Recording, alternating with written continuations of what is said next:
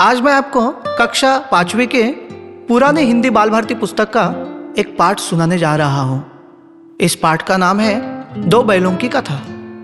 झूरी काछी के दो बैल थे, नाम थे हीरा और मोती। दोनों देखने में सुंदर, काम में चौकस, दिल में ऊंचे।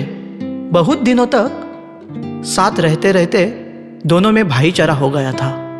दोनों एक दूसरे को चाटकर और सूंघकर अपना प्रेम प्रकट करते।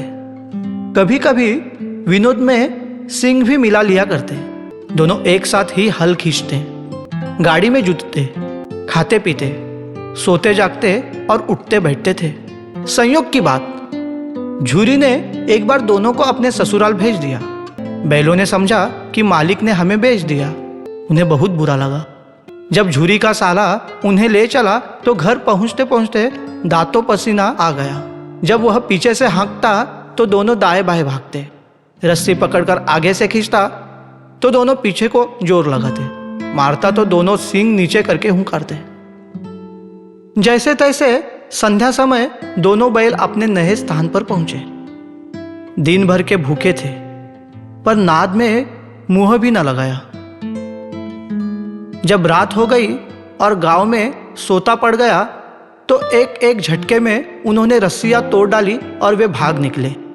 झूरी जब सवेरे सोकर उठा तो देखा कि बैल अपने थान पर खड़े हैं। घुटनों तक पांव कीचड़ से भरे हैं और आंखों में स्नेह झलक रहा है। झूरी तो अपने बैलों को देखकर गदगद हो गया, और उसकी पत्नी क्रोध से जल उठी।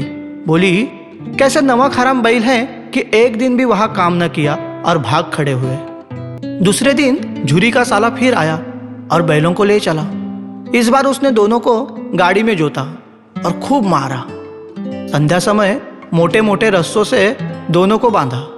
खाने को केवल सूखा भूसा डाल दिया। दोनों बैलों का इतना अपमान कभी न हुआ था। उन्होंने नाद की तरफ आंखें भी न उठाई। एक रात दोनों फिर भाग निकले। आहट पाकर झूरी का साला लाठी लेकर पीछे दौड़ा। वे और भी तेज हुए और मार के भय से सीधे दौड़ते ही गए। इस प्रकार वे छुटकारा पा गए। इस भाग दौड़ में अपने गांव की राह भूलकर किसी के खेत में पहुंच गए। दोनों भूख से व्याकुल हो रहे थे। खेत में मटर की फसल देखी तो दोनों मस्त होकर उछलने कूदने लगे। इतने में क्या देखते हैं कि खेत के रखवाले लाठियां लिए दौड़े आ रहे हैं। हीरा तो भागकर अपने को बचा सकता था, पर उसने देखा कि उसका साथी मोती पकड़ लिया गया है। साथी को संकट में देख हीरा भी लौट पड़ा। रखवालों ने दोनों को पकड़ लिया। प्रातःकाल दोनों मित्र कांजी हाउस में बंद कर दिए गए। कांजी हाउस में सारा दिन बीतने पर भी खाने को घास का एक तिनका भी ना मिला। दोनों को समझ ही में ना आता था कि यह कैसा मालिक है। वहाँ कई भैंसें थीं, कई बकरियां, कई घोड़े और कई गधे भी, पर किसी के सामने चारा न था। सब भूख के मारे मुर्दों की तरह जमीन पर पड़े थे। हीरा और मोती ने आपस में तय किया कि कांजी हाउस की दीवार तोड़कर सब पशु भाइयों को मुक्त कर दे। उन्होंने दीवार तोड़ दी। दीवार गिरते ही सब जानवर भाग गए। मोती भी भाग सकता था, पर हीरा मजबूती से बंधा था, इसलिए वह भी वहां से बाहर न गया। प्रातःकाल मुंशी, चौकीदार और अन्य कर्मचारियों में खलबली मच गई, पर हो ही क्या सकता था। हीरा मोती की खूब मरम्मत की गई। एक सप्ताह तक दाना पानी के बिना बंधे रहने के बाद उनका नीलाम हो गया। एक भयानक आदमी उनके सामने आया। उसकी आंखें लाल थी। उसका मुख देखते ही दोनों के हृदय कांप उठे। दोनों ने एक दूसरे को भयभीत नेत्रों से देखा और सिर झुका लिया। दोनों मित्र उसके साथ चल रहे थे। पैर आगे न बढ़ते थे, पर उसके डंडे के डर से बेचारे गिरते पड़ते भागे जाते थे। सहसा दोनों को मालूम हुआ यह रास्ता तो परिचित है। इसी रास्ते तो उन्हें ले जाया गया था। वही बाग, वही गांव। लो, यह तो अपना ही घर आ गया। इसी कुएं पर तो हम पानी खींचने आते थे।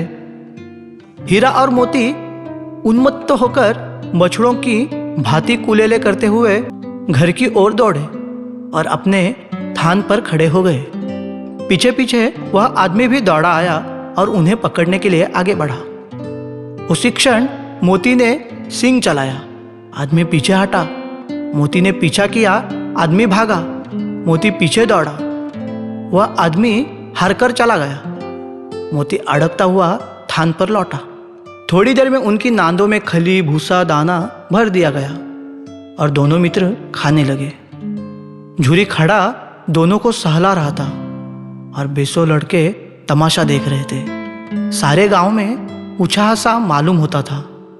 तो दोस्तों, यह था कक्षा 5वीं की पुरानी हिंदी बाल भारती पुस्तक का पाठ। ऐसे ही कहानियाँ और कथाएं आपको सुननी है तो हमारे इस चैनल को सब्सक्राइब करिएगा। धन्यवाद।